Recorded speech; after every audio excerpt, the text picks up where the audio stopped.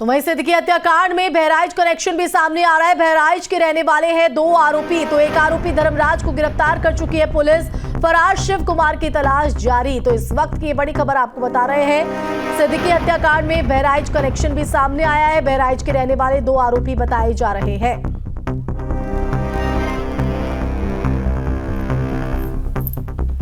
और हमारे साथ पंकज मिश्रा मुंबई से हमारे संवाददाता और बहराइच से अक्षय हमारे साथ लाइव जुड़ गए हैं। सबसे पहले तो मैं अक्षय आपका रुख करना चाहूंगी क्योंकि यूपी और हरियाणा का जो है वो तो कनेक्शन यहां पर निकलकर सामने आया और बहराइच से बताया जा रहा है कि 2 आरोपी रहने वाले हैं।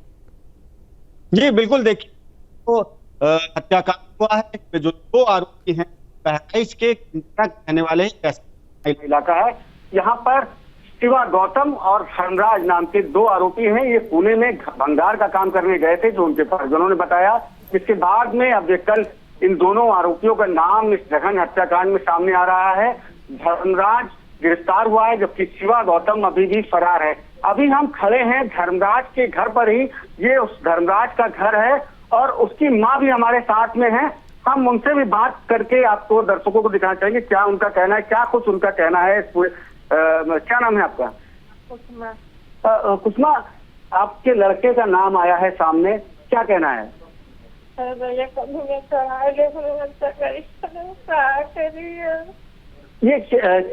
कितने दिनों से आपसे बातचीत नहीं हुई? क्या करने गया था ये?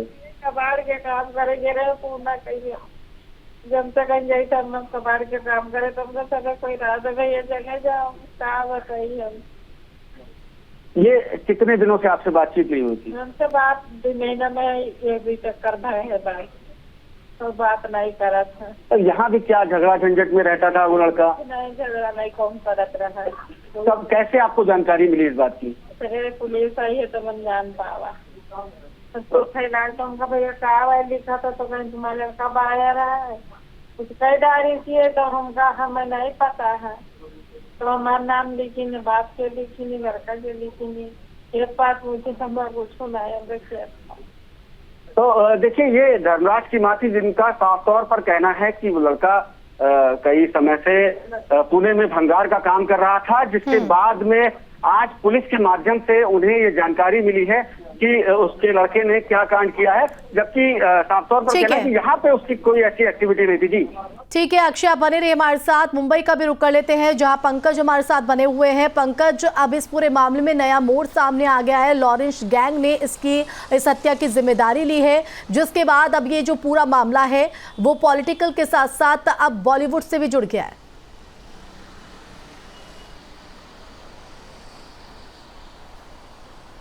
बिल्कुल, देखिए ये मामला जो है वो अब पॉलिटिक्स से साथ साथ बॉलीवुड से जुड़ गया है, क्योंकि लॉरेंस बिश्नोई का नाम जो है पहले से ही सलमान खान के साथ जुड़ा जाता था। सलमान खान के घर गैलेक्सी अपार्टमेंट के बाहर जिस तरह से फायरिंग की गई थी, उसके बाद कई आरोपियों को जो है पुलिस द्वारा, मुंबई क्राइम ब्रांच द्वारा गिरफ्तार किया गया था। अब बाबा सिद्दीकी पर जो फायरिंग हुई, जिस फायरिंग में बाबा सिद्दीकी की हत्या हुई है, उसके बाद अब लॉरेंस बिश्नोई गैंग ने जो एक बार फिर से एक सोशल मीडिया पोस्ट के जरिए इस हमले की जिम्मेदारी ली है, उसमें अनुज थापन का नाम लिया गया है। अब मैं आपको बताता हूं कि अनुज थापन कौन था। आपको बता दें कि सलमान खान के घर के बाहर जो फायरिंग हुई थी उसमें कुल 4 लोग गिरफ्तार किए गए थे। उन 4 में से 2 लोगों की गिरफ्तारी बाद में हुई थी, जो कि बताए जाते थे कि इन लोगों ने ही शूटर्स को हथियार सप्लाई किए थे।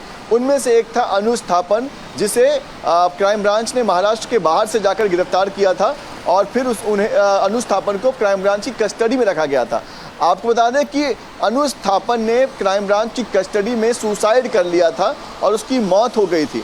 और अब जब लॉरेंस बिश्नोई के ग्रुप की तरफ से जो पोस्ट डाला जा रहा है, उसमें यह लिखा जा रहा है कि हमने अपने भाई का बदला लिया, यानी अनुज थापन ने जो सुसाइड किया उसकी जिम्मेदारी जो है वो लेकिन इसकी सत्यता को लेकर ये जो पोस्ट किया गया है लॉरेंस गैंग के सदस्य की तरफ से, इसकी सत्यता को लेकर मुंबई पुलिस का क्या कुछ कहना है? क्योंकि ये भी कहा जा रहा है कि अभी इसकी सत्यता की कोई पुष्टि नहीं हुई है।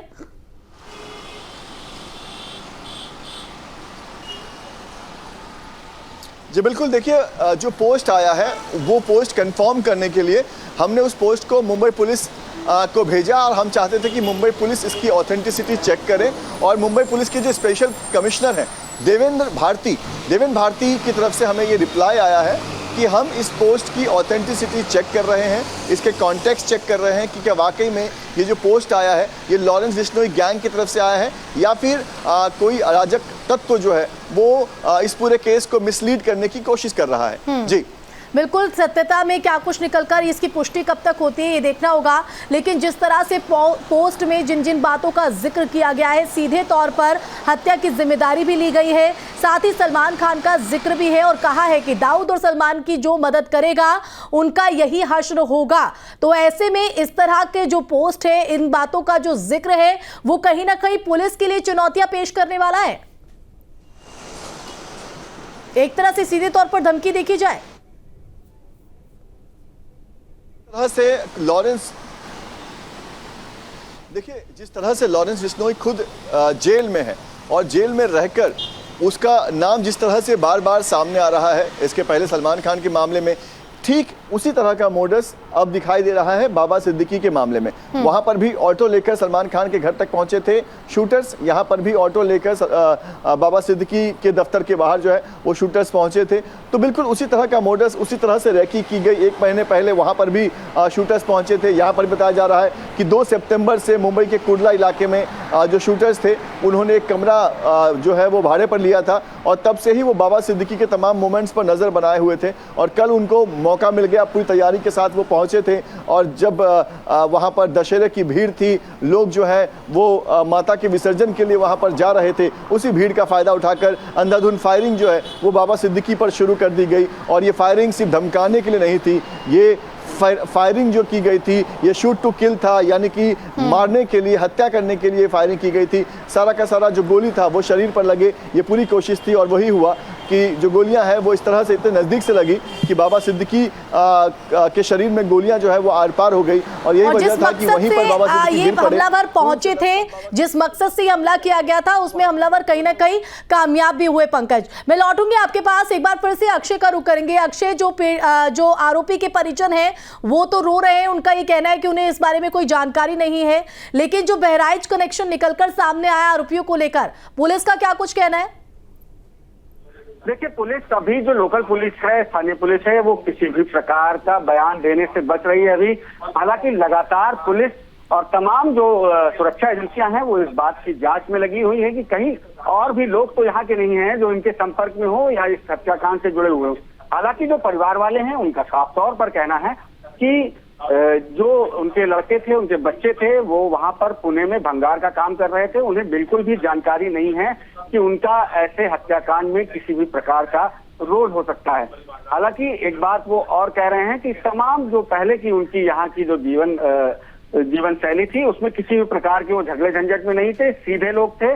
लेकिन परिवार वाले अब परेशान हैं, हैरान हैं, जब से उनके बच्चों का नाम इस हत्याकांड में आया है। और ये जो धर्मराज है ये गिरफ्तार हो चुका है और जो शिवा गौतम है वो अभी भी मुंबई पुलिस और तमाम टीमें शिवा गौतम की तलाश में जुटी हुई है। जी बिल्कुल। और पंकज, एक बार फिर से आपका रुख करना चाहेंगे क्योंकि पुलिस के सामने एक चुनौती भी है, क्योंकि हम देख रहे हैं पॉलिटिकल और कहीं ना कहीं जो कनेक्शन है वो बॉलीवुड का भी निकलकर सामने है, क्योंकि इस पोस्ट में सलमान खान का भी जिक्र हुआ है। उसके बाद सभी के जहन में ये सवाल है कि आखिर पुलिस इस पूरे मामले को कैसे सुलझाती है और जो मास्टरमाइंड अभी फरार है उस तक कैसे पहुंचती है, क्योंकि उसके बाद भी एक बड़े खुलासे होने की उम्मीद है। तो ऐसे में सबसे बड़ा सवाल यह है कि पुलिस कैसे इन मामले को सुलझाएगी, वो भी तब जब गैंग के जो सदस्य हैं वो सोशल मीडिया पर सक्रियता है। सलमान खान का कनेक्शन, फिल्मी कनेक्शन जो है वो भी निकलकर सामने आ रहा है।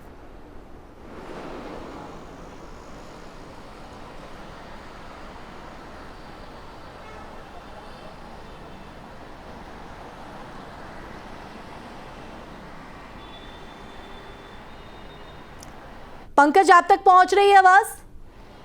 मेरा सवाल यह है कि अब सभी के जहन में सवाल यह है कि पुलिस आखिर इस पूरे मामले को कैसे सुलझाती है, खासकर तब जब गैंग के सदस्य सोशल मीडिया पर उनकी सक्रियता दिखाई पड़ रही है, सलमान का फिल्मी कनेक्शन निकलकर सामने आ रहा है।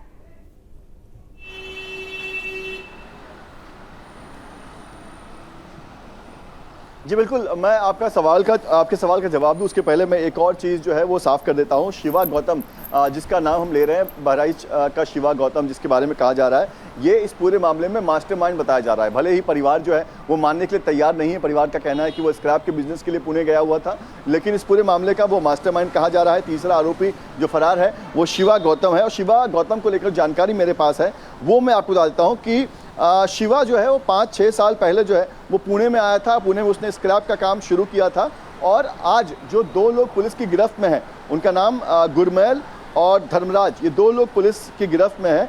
इनका आपस में संपर्क करवाने वाला शिवा गौतम ही है। शिवा ने कुछ महीने पहले धर्मराज को भी पुणे में काम के लिए बुलाया था, और फिर शिवा ने ही धर्मराज से गुरमैल की मुलाकात करवाई थी। यानी कि शिवा गौतम इस पूरे मामले का मास्टरमाइंड है, जिसके परिवार के साथ इस वक्त हमारे जो सहयोगी हैं वो खड़े हैं। तो शिवा गौतम जो है वो इस पूरे मामले का मास्टरमाइंड बताया जा रहा है। शिवा गौतम की तलाश मुंबई क्राइम ब्रांच कर रही है, अलग अलग टीम जो है बनाई गई है। यूपी पुलिस से भी संपर्क साधा गया है, क्राइम ब्रांच की टीम यूपी, हरियाणा, एमपी की तरफ रवाना हो चुकी है, और उम्मीद की जा रही है कि शिवा गौतम की गिरफ्तारी के बाद ये पूरा मामला जो है वो लगभग साफ हो जाएगा कि आखिर कौन है इस पूरे मामले का मास्टरमाइंड, आखिर बाबा सिद्दीकी की हत्या करवाने के पीछे क्या साजिश थी, क्यों ये हत्या करवाई गई। और शिवा गौतम तो कहीं ना कहीं मोहरा है, हालांकि उसके पीछे कौन है ये भी अपने आप में एक बड़ा प्रश्न चिन्ह है। फिलहाल बहुत शुक्रिया पंकज और अक्षय, आप दोनों का ही तमाम जानकारी देने के लिए। तो लगातार मुंबई पुलिस हो या फिर हरियाणा पुलिस हो, उत्तर प्रदेश पुलिस हो, अब एमपी तक जो है ये मूवमेंट देखा जा रहा है पुलिस का। तो लगातार मास्टरमाइंड की तलाश जारी है।